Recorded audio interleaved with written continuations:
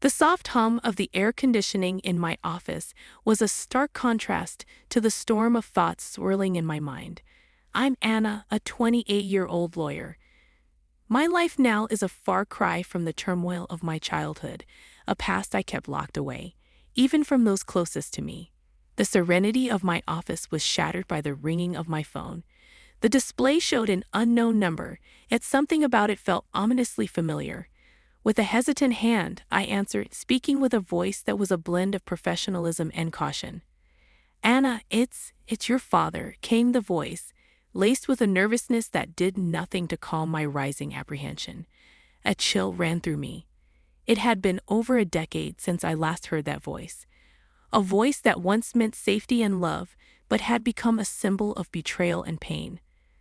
"Why are you calling me?" I asked, my words sharp, cutting through the silence that followed his introduction. "I'm in trouble, Anna. Financially. I need your help," he said, his voice cracking slightly. His plea, however sincere it might have been, ignited a fire of resentment within me. "My help? Now you need me, after all these years?" I retorted, disbelief and anger intermingling in my tone. "Yes, I wouldn't ask if it weren't serious. I'm really in a bind," he continued, desperation creeping into his voice. "You stopped being my father a long time ago. You can't just call me now and expect me to help," I responded, my voice cold and unwavering. There was a pause on the line, a heavy silence that felt like an unbridgeable chasm. "Anna, please. I'm still your dad," he said, a feeble attempt at rekindling a bond long extinguished.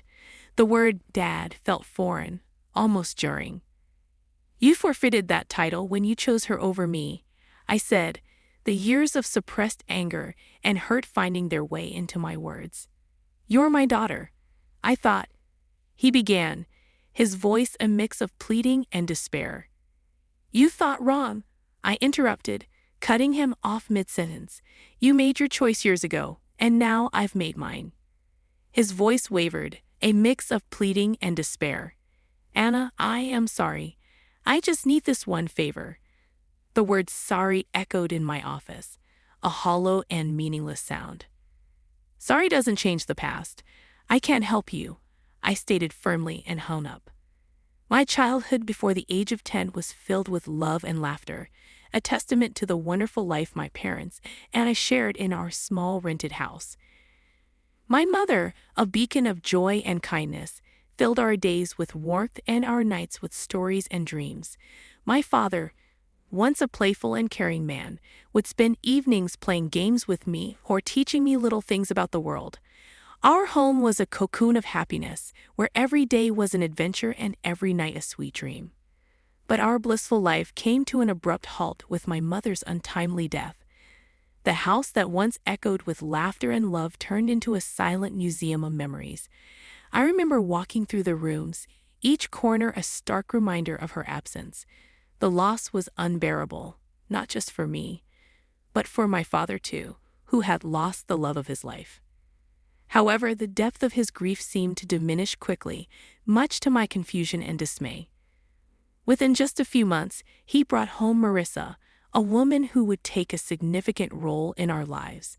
I recall the day he introduced her, a day that marked the end of my cherished childhood. "Anna, this is Marissa. She's going to be staying with us," my father announced one evening, his voice devoid of the warmth I was so accustomed to. I looked up at her, searching for a hint of motherly warmth or friendliness, but found none. Her presence was imposing, her gaze cold and calculating. From the very first moment, I sensed a change in the air, a shift that filled me with an unexplainable sense of dread. "Hello, Anna," Marissa said, her voice smooth yet devoid of genuine emotion.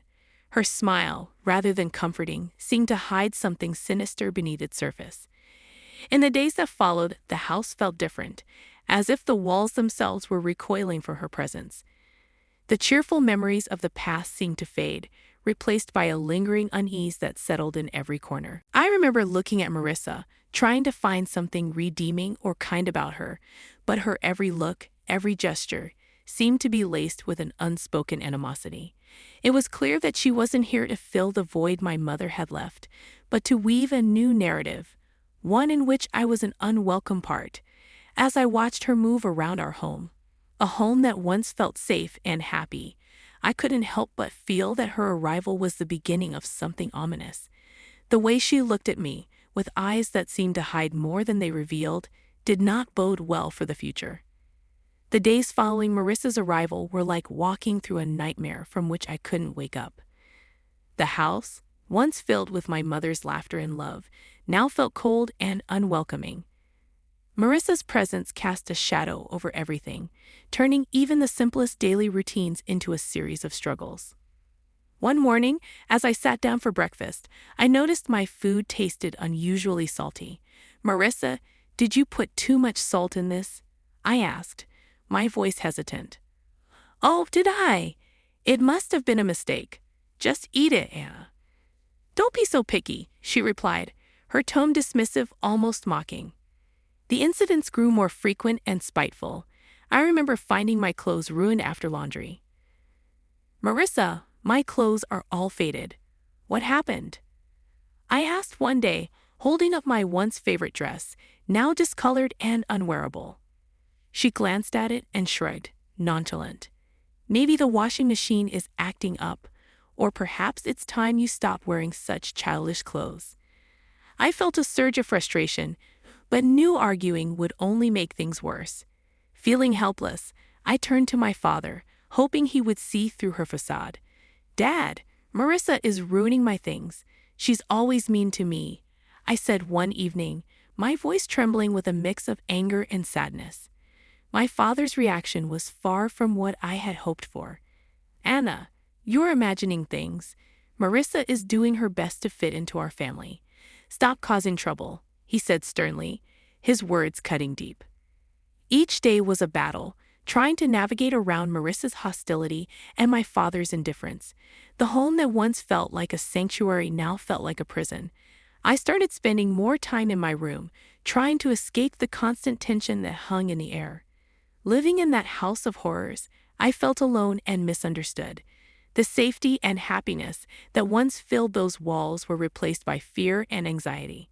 Every day, I longed for the past, for the times when my mother's smile was enough to light up the entire room, a stark contrast to the darkness that now lingered in every corner. Living with Marissa became a daily ordeal of evasion and endurance. Her hostility towards me escalated from verbal jabs to physical abuse. It started subtly, a pinch on my arm or a twist on my stomach, always in places easily concealed under my clothes. The pain was sharp, a cruel reminder of my helplessness in her presence. I developed strategies to avoid her, constantly alert to her whereabouts in the house. I would take long routes to my room or wait until she was occupied before I moved around. Despite my efforts, there were times when she caught me off guard, and those moments always resulted in some form of pain. One day, while I was quietly reading in the living room, Marissa walked in and, for no apparent reason, pinched my arm hard, her nails digging into my skin. I winced in pain but bit back any cry of protest. She looked at me with a cold, triumphant smirk before walking away. During one of Grandma's rare visits, she noticed my cautious movements and the way I flinched when Marissa's voice echoed through the house. "Anna, is everything all right at home?" Grandma asked, her voice filled with concern. I looked at her, my heart aching to tell her the truth, but fear and the desire to protect her from worry held me back. "Yes, Grandma, everything's fine. Just a lot of schoolwork," I lied, offering her a forced smile. She seemed unsure but didn't press further. I felt a twinge of guilt for deceiving her, but I couldn't bear the thought of causing her any distress. That evening, as Grandma left, I saw Marissa watching from the window, her expression one of satisfaction. It was as if she relished the fact that she had control over me, that she could hurt me and get away with it. Her triumphant look was a clear message that she was the one in power, and I was just a helpless player in her twisted game. I retreated to my room, feeling trapped in a cycle of abuse and silence. The physical pain from Marissa's pinches and twists was bearable compared to the emotional turmoil I felt. School became my sanctuary, a place where I could briefly escape the misery of my home life. But even there, the shadows of my struggles at home began to seep through. My teacher, Mrs. Thompson, a kind-hearted woman who always encouraged her students, started to notice changes in me. One day, as I was handing in my homework, she gently grabbed my wrist, her eyes drawn to the bruises on my arm.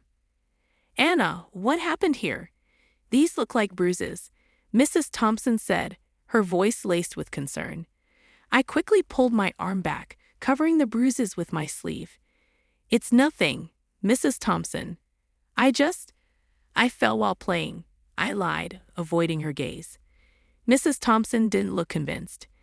"Anna, if there is something wrong, or if someone is hurting you, you can tell me. It's important to speak out," she urged, her eyes searching mine for the truth. I wanted to confide in her, to tell her everything about Marissa and how I lived in constant fear, but the words wouldn't come. Instead, I forced a smile. "Really, Mrs. Thompson, I'm fine. It was just a silly accident," I said. She gave me a long, thoughtful look, then nodded slowly. "All right, Anna, but remember, my door is always open. You're not alone," she said, giving me a reassuring smile. I nodded, feeling a lump form in my throat. Her kindness made it all the more difficult to maintain the facade that everything was all right. As I walked home that day, Mrs. Thompson's words echoed in my mind. I felt a mix of gratitude for her concern and a deep sense of loneliness from carrying my burdens alone. The thought of revealing the truth about my life at home was terrifying. I feared the consequences, what Marissa might do if she found out I had told someone. That night at dinner, I was quiet, lost in thought about Mrs. Thompson's offer to help. Marissa noticed my silence. "Why so quiet tonight, Anna? Cat got your tongue?" she asked in a mocking tone. I just shook my head and continued eating, trying to make myself as small and unnoticeable as possible. After dinner, as I lay in bed, the reality of my situation felt more overwhelming than ever. Mrs. Thompson's concern had shown me that people did care, yet the fear of what revealing the truth might bring kept me silent. I was caught between the desperation to tell someone and the fear of Marissa's retaliation, a balancing act I navigated every day. The day my teacher, Mrs. Thompson, decided to involve my father was a day filled with anxiety and dread for me. I sat in the principal's office, fidgeting nervously, my mind racing with fear about how my father would react. When he finally arrived, his face was stern, his eyes betraying a mix of irritation and embarrassment. "What's this about, Anna? Why am I being called to your school like this?" he demanded, his voice sharp as he walked in. I glanced at Mrs. Thompson, seeking a semblance of support. Swallowing hard, I tried to find my voice. Mrs. Thompson saw. She saw the bruises. I stammered, feeling the weight of his gaze on me. Before I could explain further, he interrupted, his anger palpable. "Bruises? What are you talking about? Are you making up stories again?" Mrs. Thompson stepped in, her tone firm yet calm. "Mr. Smith, I'm concerned about Anna's well-being. The bruises on her arm don't seem accidental. We need to address this." My father's face turned a shade darker with anger. "She's perfectly safe at home. Anna, are you spreading lies about our family?" He turned towards me, his disappointment clear. The tears I had been holding back started to spill. "It's not lies, Dad. Marissa. She's been hurting me." I managed to get out, the truth finally surfacing. His reaction was one of total disbelief. "Marissa? That's ridiculous. She's been nothing but kind to you. I won't have you slandering her with these accusations." "But Dad, it's the truth," I cried out, desperate for him to believe me. He stood up abruptly, his patience wearing thin. "Enough of this. Tell Mrs. Thompson you made it all up." I obediently turned to the teacher and repeated his words. She nodded back and didn't say anything. Upon reaching home, without another word, he locked me in my room. Through the door, I could hear Marissa's voice, dripping with false concern. "I told you she's just seeking attention," she said. I sat on my bed, feeling a profound sense of isolation and despair. The one person I thought I could always count on had turned his back on me. The walls of my room, which had once felt like my personal haven, now felt like the walls of a prison. I lay there thinking about everything that had happened. The pain of the physical abuse was nothing compared to the emotional torment of being disbelieved and punished by my own father. It was a harsh realization that the person who was supposed to protect and love me unconditionally was now the source of my deepest pain. The days following my confinement in my room were some of the darkest. Anna's heart pounded as she sat in her room, locked away from the world. The days following her father's harsh punishment had been some of the darkest she had ever experienced. Trapped in a cycle of fear and loneliness, she knew she had only one hope left: her grandmother. Her father's mother had always been kind, and Anna clung to the memory of the warmth and affection she had shown. But she had never dared to burden her grandmother with the painful truth of her life at home. One evening, when she was sure Marissa and her father were distracted, Anna picked up the phone, her hands trembling as she dialed her grandmother's number. "Hello?" Her grandmother's familiar, comforting voice came through the receiver. "Grandma, it's me, Anna," she said, struggling to keep her voice steady. "Anna, my dear, how are you?" her grandmother asked with genuine care. Tears welled up in Anna's eyes. "Grandma, I need help. Can I come and stay with you for a while?" There was a moment of silence on the other end before her grandmother spoke again, her voice filled with concern. "What's wrong, Anna? Did something happen?" Anna took a deep breath, the words pouring out. "It's Marissa. She's been hurting me. And Dad, he won't believe me. I don't know what to do." Her grandmother's voice was quick and firm. "Of course, my dear. You come right over. I'll be there tomorrow." The next day, her grandmother arrived. Though small in stature, her presence filled the room with strength. She confronted Anna's father with a resolve Anna had never seen before. "John, I'm taking Anna with me. She's not safe here," her grandmother declared firmly. Her father, taken aback, tried to protest. "Mom, you can't just take her. She's my daughter." "Your daughter, whom you failed to protect," her grandmother countered sharply. "I won't stand by and watch her suffer." Marissa, not one to stay silent, jumped in. "She's just a child making up stories. You can't believe her over us." Anna's grandmother turned to Marissa with steely eyes. "I know a scared child when I see one. Anna is coming with me, and if you try to stop me, I'll take this matter to the authorities." Her father, realizing he was defeated, didn't put up any further resistance. As Anna gathered her things, she noticed Marissa's expression change from defiance to defeat. Walking out of the house with her grandmother, Anna felt a weight lift off her shoulders. For the first time in months, she felt safe. The car ride to her grandmother's house was quiet, but the silence was comforting. When they arrived, her grandmother turned to her and said softly, "You're safe now, Anna. You don't have to worry anymore." In her grandmother's home, Anna found the love and security that had been missing from her life. It was a place of healing, a sanctuary where she could finally breathe again, free from the constant fear and anxiety. For the first time in a long while, she felt hope. Years passed in her grandmother's warm, nurturing home, but time, as it always does, moved on. Eventually, her beloved grandmother passed away, leaving a void that seemed impossible to fill. At the funeral, her father and Marissa appeared, their faces painted with fake sorrow. It was clear that their eagerness to see what they could gain from her passing overshadowed any grief. After the service, as they gathered at her grandmother's house, Marissa wasted no time. "Well, Anna, I suppose you'll be finding a new place to live now. This house belongs to your father," she said, her voice dripping with barely concealed glee. Her father nodded in agreement, his eyes scanning the room, already planning what to do with the property. Anna, however, couldn't help but smile, a reaction that left both of them confused. "Actually, that's where you're wrong," Anna said, the confidence in her voice catching them off guard. "What do you mean?" her father asked, his confusion growing. "Grandma left a will.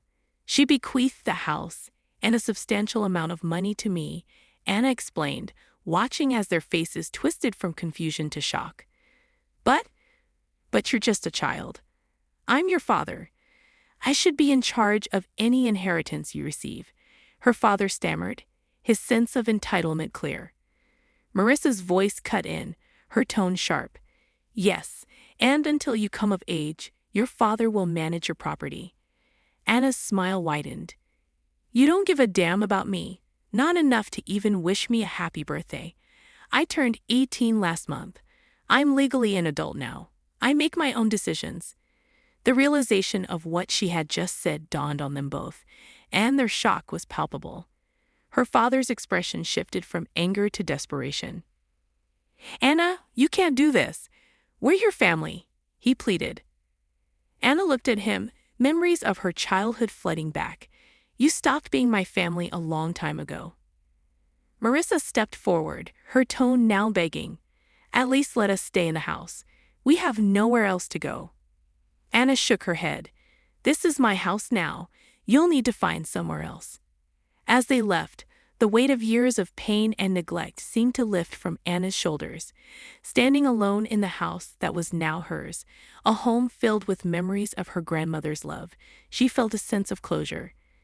The echoes of her past still lingered, but for the first time in her life, Anna felt truly free.